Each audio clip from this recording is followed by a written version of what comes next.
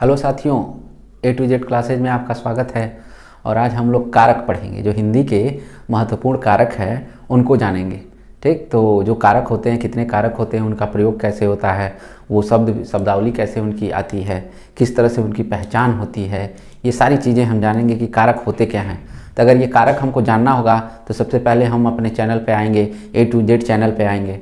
A to Z classes जो है हमारा चैनल, उस पर आएंगे। उस चैनल पे आपको देखेंगे कि लिंक पड़ी हुई है। अगर लिंक पड़ी हुई है तो वहाँ से आप जुड़ जाएंगे, अन्य माध्यमों से जुड़ जाएंगे, और लोगों के माध्यम से जिनके पास मेरी लिंक पड़ी होगी वो लिंक भेज के भी जुड़ सकते हैं। लेकिन हाँ, शाम 5 बजे आप अपने टाइम से आएंगे, उसके लिए यूट्यूब के द्वारा नोटिफिकेशन पहुँचता है, उसके माध्यम से भी आप जुड़ सकते हैं। उसके लिए सबसे पहले हमारे चैनल को सब्सक्राइब कर लीजिए। जिनके पास नोटिफिकेशन नहीं पहुँचता वो चैनल को सब्सक्राइब कर लें, जिससे कि उनके पास नोटिफिकेशन पहुँचे।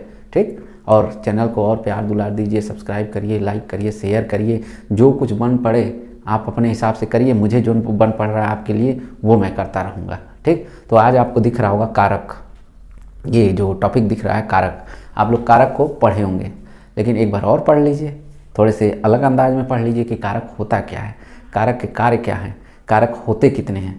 तो सबसे पहला मेरा प्रश्न यही है कि कारक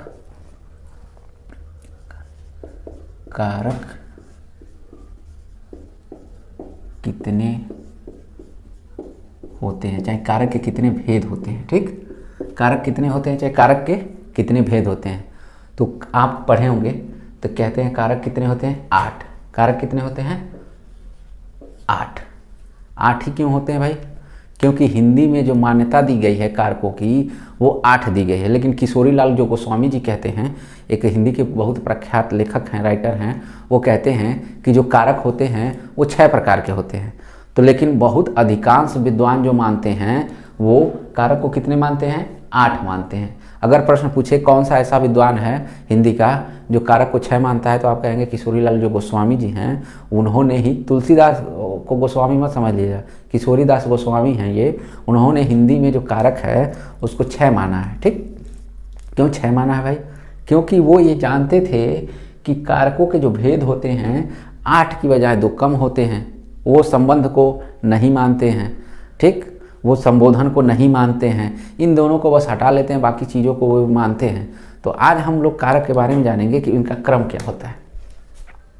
ठीक, क्रम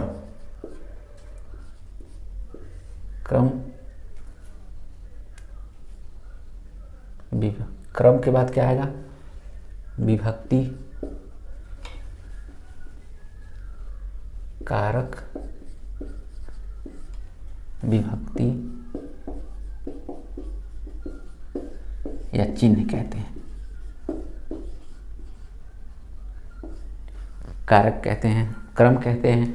पहला एक क्रम हो जाता है, किस क्रम में कौन सा आता है, फिर कारक आ जाता है, फिर कारक के बाद उसकी विभक्ति क्या क्या होगी। ठीक, एक एक क्रम से एक एक जानते चलते हैं। पहला कारक कौन सा होता है, पहला कारक कौन सा होता है आप बताइए, कौन सा जानते होंगे? सबसे पहले कर्ता कारक। इसकी पहचान चिन्ह क्या होती है, विभक्ति या चिन्ह। मतलब आप इसको किस तरीके से जानेंगे कि ये कर्ता है, किस तरह की परिस्थितियों से जानेंगे, किस तरह के शब्दों में वो देख लेंगे, तो आप जान जाएंगे कि ये वाक्य जो है पूरी तरह ये कर्ता का है। तो इसमें क्या इसका चिन्ह होता है, कर्ता का चिन्ह क्या होता है आप बताइए? ने। और आगे शून्य भी होता है, 2 चिन्ह होता है। अभी तक आपने सिर्फ एक चिन्ह पढ़ा होगा, कर्ता। ठीक, चिन्ह कह रहे हैं, कर्ता में चिन्ह पढ़ा होगा, कर्ता ने सिर्फ एक। लेकिन शून्य भी इसी का चिन्ह होता है। किसका? अगर आपसे प्रश्न पूछे कि शून्य किसका चिन्ह है, चाहे शून्य किसकी विभक्ति है, तो आप कहेंगे कर्ता का है। मैं बताऊंगा कि शून्य क्यों होता है, शून्य का प्रयोग कहाँ होता है कर्ता में, वो सारी चीजें मैं बताऊंगा। पहले इन क्रम से कारक चिन्हों को हम जान लेते हैं। तो सबसे पहला क्या हुआ क्रम में, कर्ता, इसी ऑर्डर में आपको लिखना है। दूसरा है कर्म, दूसरा क्या है, कर्म।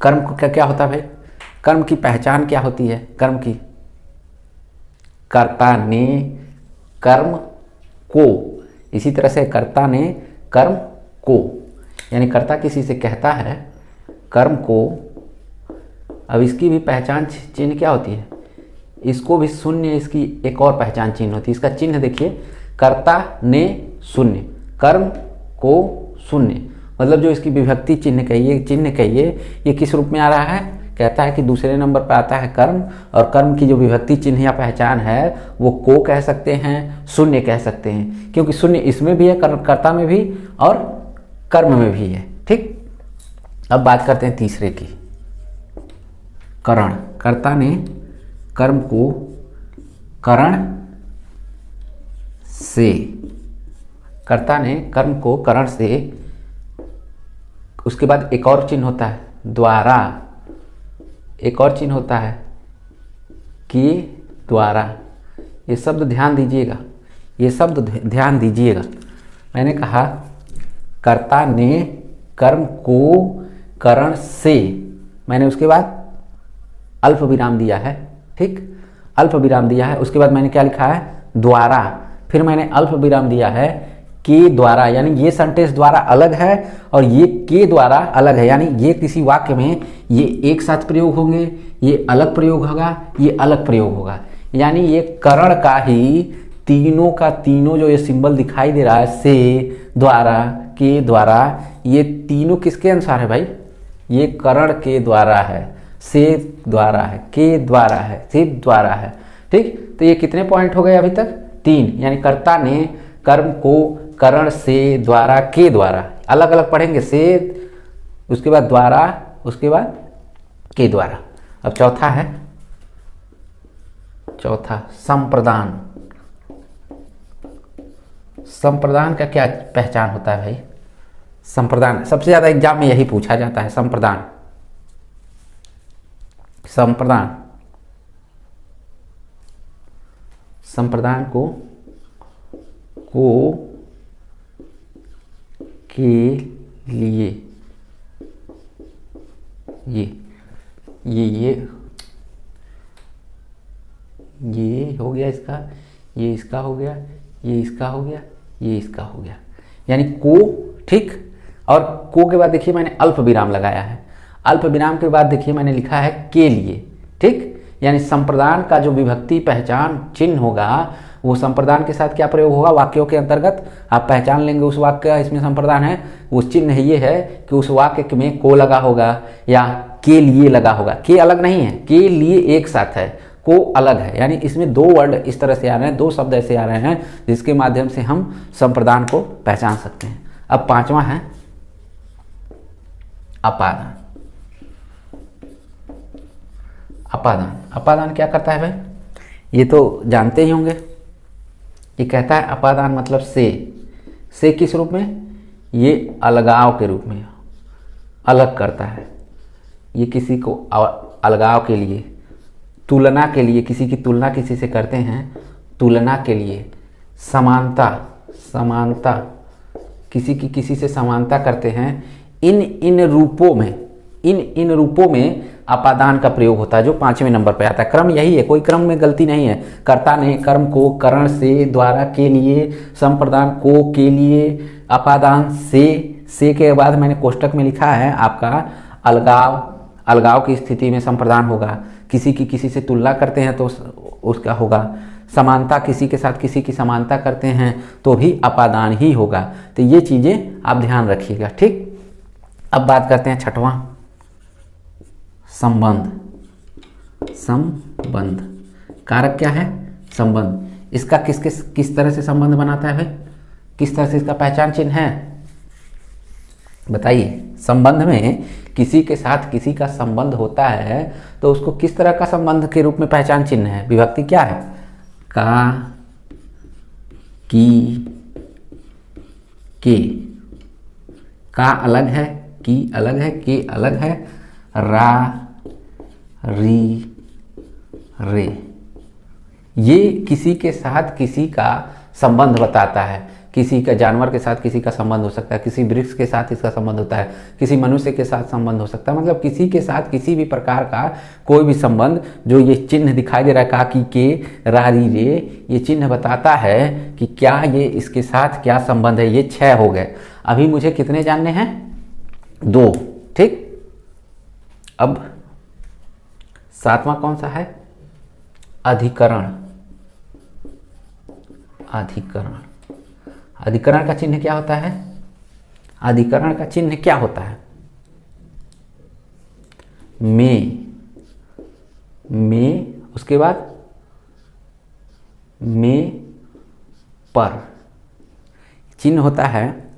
पहला में, दूसरा है में पर। में एक जगह अलग है और दूसरी जगह में पर एक जगह है। यानी चिन्ह देख लीजिए अधिकरण का, एक जगह में है, उसके बाद मैंने अल्प विराम लगाया, अल्प विराम के बाद मैंने फिर लिखा में पर, ये दोनों एक हुए, तो यानी ये अधिकरण हुआ। क्या हुआ? अधिकरण। और लास्ट वाला है, लास्ट वाला संबोधन। संबोधन, ये संबोधन क्या होता है भाई? संबोधन किसी को किसी के साथ किस तरह का आप बुलाते हैं, किस तरह से उसको संबोधित करते हैं, जनसभा को संबोधित करते हैं, क्लास को संबोधित करते हैं, मैं आपको जैसे संबोधित कर रहा हूँ, तो ये किस तरह की शब्दावली होता है? कहते हैं हे के बाद एक तरह से विस्मय चिन्ह, हे के बाद एक विस्मय चिन्ह, अरे के बाद एक विस्मय चिन्ह, विस्मय बोधक जो चिन्ह होता है उसका प्रयोग हो रहा है। अहो के बाद एक जहाँ आगे विस्मय बोधक चिन्ह लगा होगा वो समझ लीजिए संबोधन है। देखिए संबंध और संबोधन में दोनों में अलग है। ये किसी को संबोधित कर रहा है, ये किसी के साथ किसी का संबंध बता रहा है, तो दोनों में अलग है। ठीक, जी कहते हैं ना, सुनो जी, हाँ, ये भी क्या है? संबोधन ही है। ओ कहते हैं ना, ओ, ये क्या है? एक तरह से संबोधन ही है। तो यानी ये कारक कितने हुए? 8 कारक। ये आठों को आठों आप देख रहे हैं, प्रथमा, द्वितीया, तृतीया, चतुर्थी, पंचमी, षष्ठी, सप्तमी, अष्टमी। ये इसी रूप में भी लिखा जा सकता है। ये मैंने अंकों में लिख दिया है, आप अगर चाहें तो यहाँ प्रथमा, द्वितीया, तृतीया, चतुर्थ, पंचमी, षष्ठी, सप्तमी, अष्टमी, ऐसे भी आप इस चीज़ों को लिख सकते हैं। और इसके ये चीज़ आगे आगे, जैसे कर्ता के सामने ने है, कर्म को हो गया, करण से हो गया, संप्रदान को के लिए हो गया, अपादान से जो अलगाव की स्थिति में, तुलना की स्थिति में, समानता की स्थिति में, संबंध कह रहा है किसके साथ? तो का, की, के, रा, री, रे। ठीक, अधिकरण कह रहा है में पर, ये शब्द आएगा। संबोधन में कह रहा है हे आता है, अरे आता है, अहो आता है, जी आता है, ओ आता है। इस तरह के जो चीज़ें हैं ये एक तरह से आपके आठों के आठों कारक हैं। और एक बार स्क्रीनशॉट इसका ले लीजिए आप लोग। ठीक, ये आठों के आठों आपके स्क्रीन पे दिख रहे होंगे। आठों के बारे में आप अब एक एक करके क्या करेंगे, हम एक एक के जो ये कारक हैं एक एक के बारे में जानेंगे। कि पहले कर्ता को जानेंगे, उसके बाद कर्म को, कि क्या इसके उदाहरण हैं, किस तरह से उदाहरण में आते हैं। इस तरह से तो बस मैंने आपको पहचान चिन्ह बताया। अब मैं इसका आपको डिटेल बताऊंगा, एक एक का वो डिटेल आप एक एक करते जानते चलेंगे, वो चीज़ें आपके लिए और आसान हो जाएगी। तो सबसे पहला क्या होगा? क्रम को आगे पीछे ना करिएगा, इसी क्रम में रखिएगा।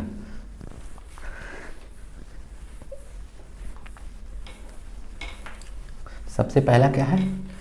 कर्ता।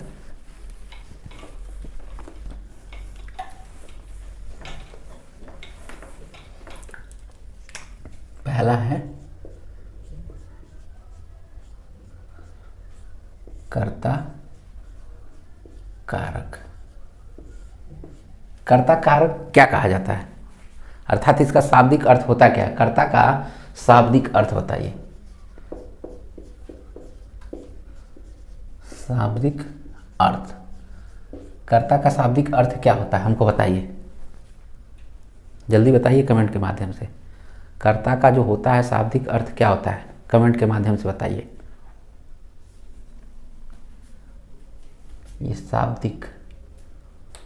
शाब्दिक अर्थ बता दीजिए। काम करने वाला, बहुत सही,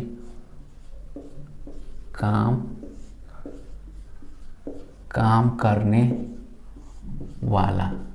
जो काम करता है उसको क्या कहा जाता है? कर्ता कहा जाता है। यानी कर्ता का जो शाब्दिक अर्थ होता है वो काम करने वाला होता है। यानी जिस प्रकार का जो कार्य करता है उसको कर्ता कहा जाता है। इसकी परिभाषा में, इसकी परिभाषा आप बताइए। पहले परिभाषा आप बता दीजिए, तो उसके बाद मैं लिख रहा हूँ यहाँ तक। आप पहले परिभाषा बताइए, इसके क्या होगी इसकी परिभाषा।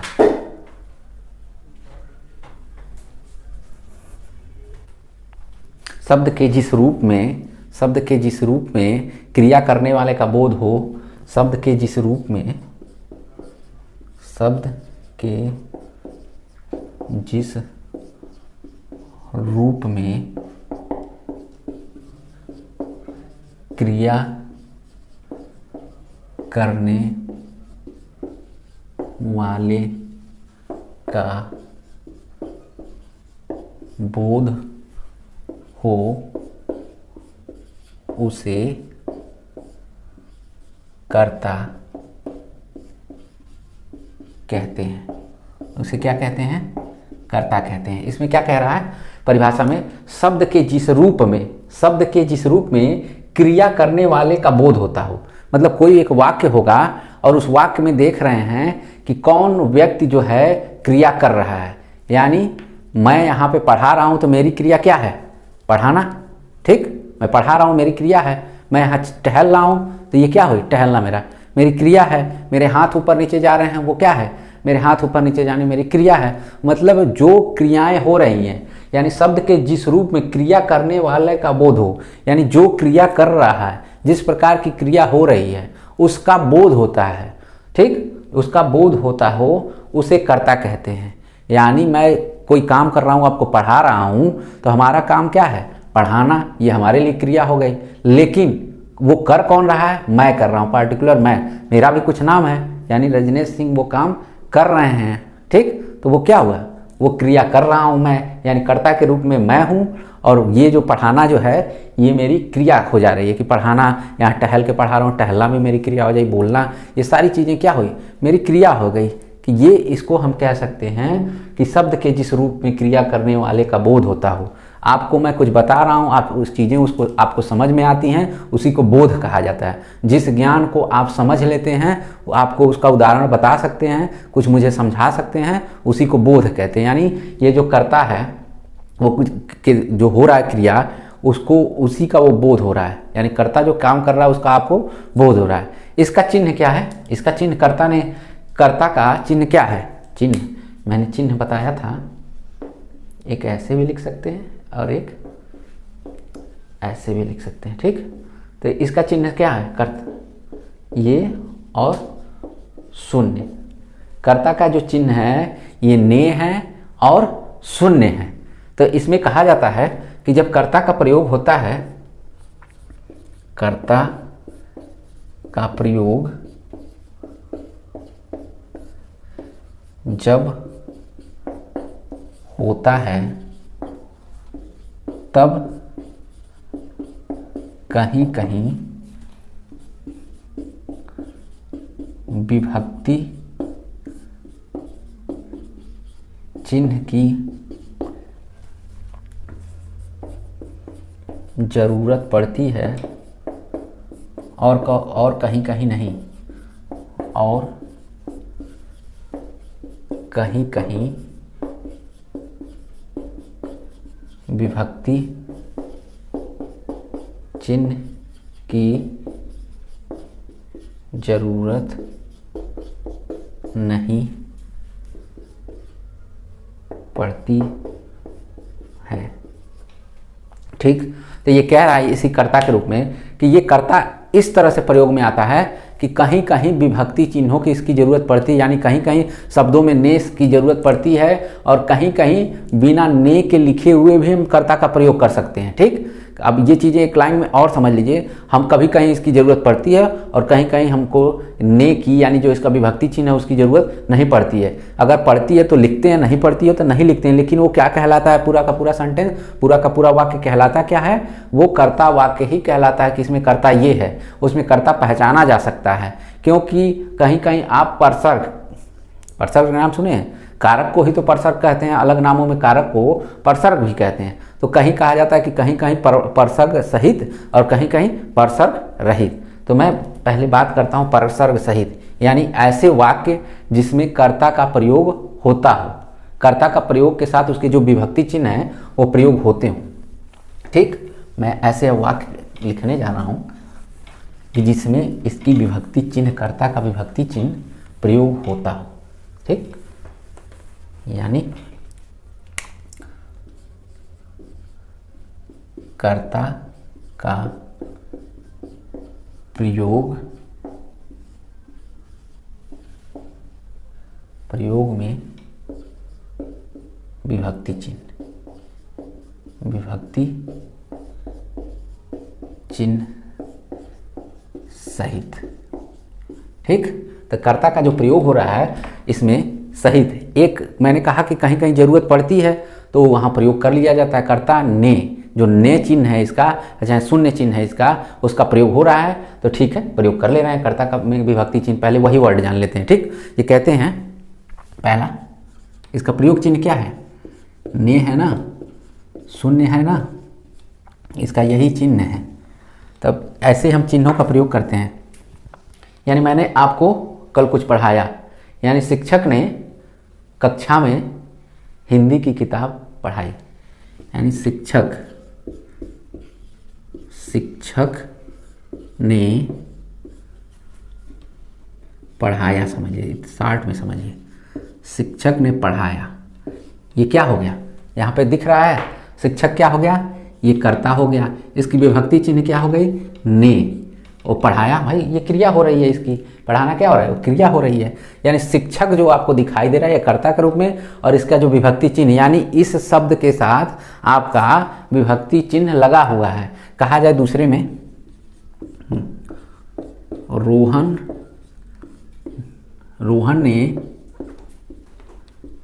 ने बीए पास किया, बीए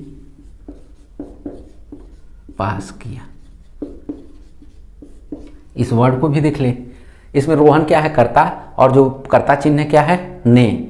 यानी कर्ता के साथ विभक्ति चिन्ह का यहाँ पे तो प्रयोग हो रहा है। रोहन ने बीए पास किया, आप कैसे जानेंगे, क्योंकि कर्ता का जो चिन्ह है वो लगा हुआ है, ने। यहाँ पे देखिए ने लगा हुआ है, और जिस भी वाक्यों में ने कर्ता के साथ ने लगा होता है वो क्या होता है, वही उसका विभक्ति चिन्ह होता है। और उस सेंटेंस को पहचानने के लिए कौन सा सेंटेंस है, तो आप कह सकते हैं कर्ता का ये सेंटेंस है। ठीक, अब दूसरी बात करते हैं, कर्ता रहित। कर्ता रहित चिन्ह कह दीजिए, कर्ता रहित चिन्ह, यानी बिना कर्ता के, देखिए कैसे इसका चिन्ह है। ठीक, बिना कर्ता का देखिए, क, क्या आप बता सकते हैं, यानी रोहन क्या हुआ यहाँ पे, रोहन क्या हुआ, कर्ता हुआ, और रोहन क्या करता है, खाता है। लेकिन क्या खाता है ये चीज़ नहीं बताई गई है, यानी इसके बावजूद भी आप कह सकते हैं कि ये कर्ता कारक है, क्योंकि यहाँ पर ने नहीं प्रयोग हुआ है, क्योंकि यहाँ ये नहीं बताया जा रहा है कि रोहन खा क्या रहा है। अगर खा क्या रहा है ये बताया जाता तो किसी अन्य कारक के अंतर्गत पहुँच जाता। लेकिन यहाँ पे देखिए, यहाँ पे लिखा हुआ कर्ता का प्रयोग यानी कर्ता सहित, और यहाँ पे दूसरा इसका प्रयोग लिखा हुआ कर्ता रहित, यानी बिना कर्ता का प्रयोग होते हुए भी ये कर्ता कारक होगा। ठीक, यहाँ पे कर्ता के साथ मैंने देखिए प्रयोग चिन्ह क्या है, ने और शून्य। यहाँ ने मैंने लगाया क्योंकि इसका प्रयोग हो रहा था, तब भी ये कर्ता का सेंटेंस बना। और यहाँ पे देखिए कर्ता रहित, यहाँ सहित नहीं कह रहा हूँ, रहित मतलब उसके बिना, कर्ता के बिना। तो कर्ता के बिना उसका सेंटेंस कारक कौन सा था, ने। देखिए यहाँ पे ने का मैंने कहीं प्रयोग किया है, नहीं किया है। जब नहीं किया है तो भी ये कौन सा सेंटेंस कहलाएगा, कर्ता कारक ही कहलाएगा। क्यों, क्योंकि इसमें ये कहा जाता है कि रोहन खाता है, रोहन खाता है। अभी आगे मैं बता दे रहा हूँ कि खाता में होता है कि जाता में होता है कि आता में होता है, किस किस तरह से होता है। दूसरा इसका सेंटेंस है, बालक पढ़ता है, बालक पढ़ता है। आप देखिए बहुत सारे 8 कारक चिन्ह हैं, उसमें से किसी का प्रयोग आ रहा है, किसी का प्रयोग आ रहा है, नहीं आ रहा है। तो जहाँ नहीं प्रयोग आ रहा है यानी बालक पढ़ता है, इसमें भी ये चीज़ें नहीं बताई जा रही हैं कि बालक पढ़ क्या रहा है, किताब पढ़ रहा है कि न्यूज़पेपर पढ़ रहा है कि कहानी पढ़ रहा है कि गद्य थी कविता पढ़ रहा है, क्या पढ़ रहा है, ये चीज़ें नहीं बताया जा रहा है। बस यही चीज़ें बताया जा रहा है कि बालक पढ़ता है, यानी बालक सिर्फ पढ़ रहा है। क्या चीज़ें पढ़ रहा है, ये चीज़ें नहीं डिफाइन हो रही हैं। जब नहीं डिफाइन हो रही हैं तो इसके हिसाब से ये भी क्या हुआ, कर्ता रहित चिन्ह हुआ, यानी ये कर्ता कारक ये वर्ड हो गया। ठीक, ये कर्ता कारक ये वर्ड हो गया। ठीक, अब अगली एक और इसके नोट्स है, बस वो कर लीजिए कि किन किन शब्दों के साथ ने का प्रयोग नहीं होता है। आप बताएंगे? पहले आप बता दीजिए कौन कौन सा ऐसा वर्ड है जिन वाक्यों के अंत में लगता है, जिन वाक्यों के अंत में लगता है। ऐसा कौन कौन सा वो शब्द है जो वाक्यों के अंत में लगता है, उसकी जगह ने का प्रयोग नहीं होता है। ने प्रयोग नहीं होता है, नहीं होता है, यानी ने का प्रयोग नहीं होता। ऐसे कौन कौन से वर्ड हैं, कौन कौन सी शब्दावली है जो हम लगा देंगे तो जिसमें ने का प्रयोग नहीं होगा लेकिन कर्ता कारक वो हो जाएगा। जैसे पहला चूकना, थकना, जागना, भागना, ठीक, चूकना, चूकना लिखा, भूलना हो गया। और अपने हिसाब से बताइए क्या वर्ड हो सकते हैं। बोलना, देखिए बोलने को लेके कन्फ्यूजन है, बोलना जो है इसको लेके कन्फ्यूजन है। बोलना को लेके कन्फ्यूजन क्यों है? क्योंकि कहीं कहीं ऐसे वर्ड आते हैं जिनके साथ बोलने के साथ ने का प्रयोग होता है और ऐसे वर्ड भी आते हैं जिनके साथ बोलने का प्रयोग नहीं होता है। जैसे कह सकते हैं, जैसे आप बताइए पहले एक उदाहरण में।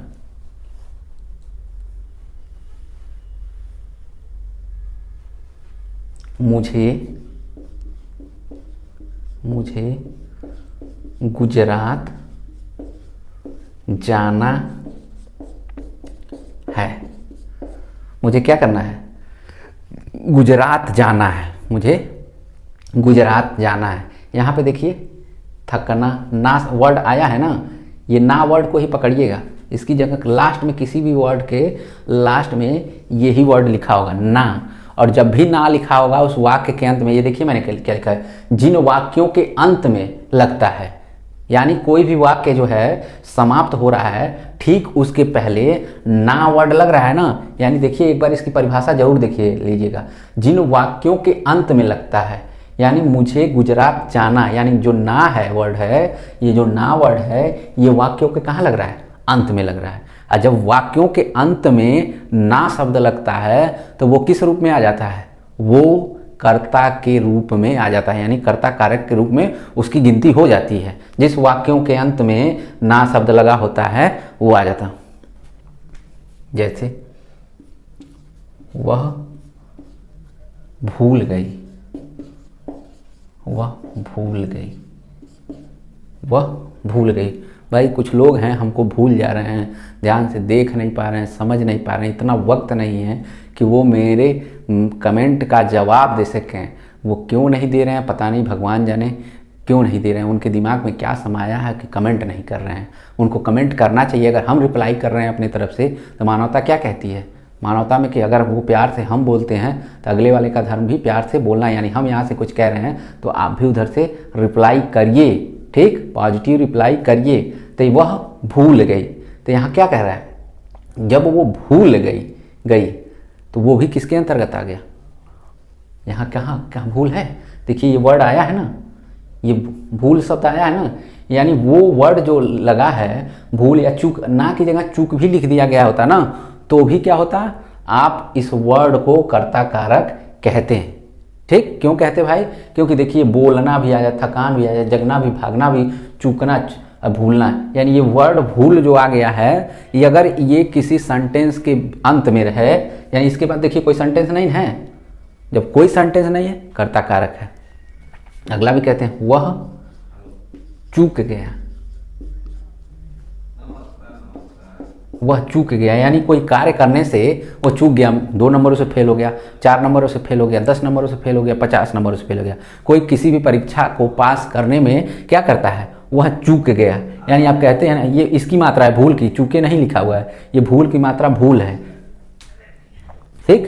तो वो भूल गया तो वह चूक गया, यानी किसी लक्ष्य को वो प्राप्त करना चाहता था और वो किसी कारण से चूक गया, तो उसको क्या कहते हैं? चूकना। यानी आपने लिखा है यहाँ पे चूकना है, यानी जिस वर्ड के अंत में ये सारी चीज़ें आपको दिखनी शुरू हो जाए और ने विभक्ति का चिन्ह का लोप होता है, ने विभक्ति चिन्ह नहीं भी दिखाई देता है, तो भी वो कर्ता कारक होता है।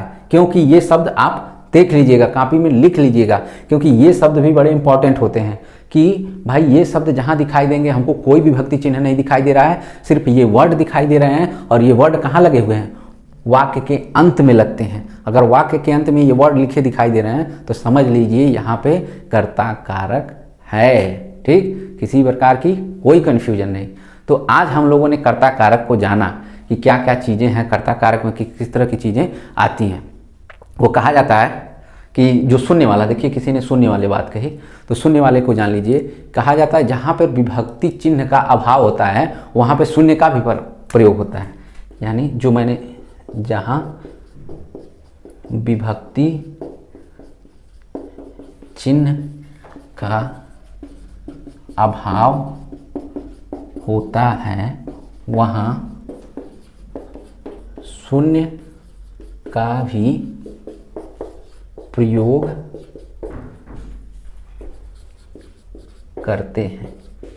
यानी जो ये शून्य मैं लिख रहा था, ने के बाद शून्य, ने के बाद जो मैं लिख रहा था शून्य, वो उसकी ये परिभाषा है। ठीक, कि जहाँ विभक्ति चिन्ह का अभाव होता है वहाँ शून्य का भी प्रयोग किया करते हैं, चाहे शून्य का प्रयोग करते हैं। ठीक, तो ये चीज़ें थी आज कर्ता कारक की। आज हम लोगों ने आज कर्ता कारक जान लिया, कल अगला कर्ता कारक कर्म कारक जानेंगे, करण कारक जानेंगे, और भी जितने कारक हैं मैं सारे कारकों को एक एक करके इसी तरह से डिफाइन करते हुए चलूँगा कि कोई भी एग्जाम में आपसे प्रश्न ना छूटे। तो आई होप ये क्लास आप लोगों को अच्छे से समझ में आ गई होगी, इसको आप लोगों ने नोट कर लिया होगा। तो तब तक के लिए धन्यवाद।